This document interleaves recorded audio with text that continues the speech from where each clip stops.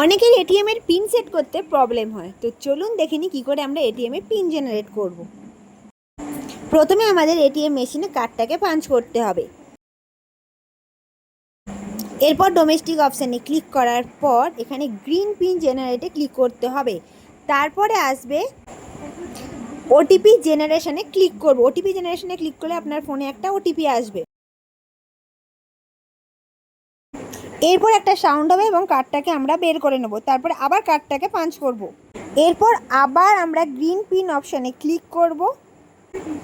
Green pin অপশানে click করলে OTP ভ্যালিডেশনে click করব। তারপরে এরকম একটা পেজ আসবে এবং এখানে আমরা ওই ওটিপিটা দেবো এবং তারপরে প্রসিড অপশানে ক্লিক করব। প্রসিড অপশানে ক্লিক করার পর আপনাকে নতুন এটিএমের পিন সেট করার জন্য বলবে। এরপর এখানে আপনি 4 ডিজিটের পিনটা সেট করবেন, আবার রিএন্টার করবেন। রিএন্টার করার পরে আপনার পিন চেঞ্জটা সাকসেসফুলি হয়ে যাবে। Thank you. এরকম ভিডিও দেখার জন্য প্লিজ আমার চ্যানেলটাকে সাবস্ক্রাইব করে রাখবেন আর লাইক করতে ভুলবেন না।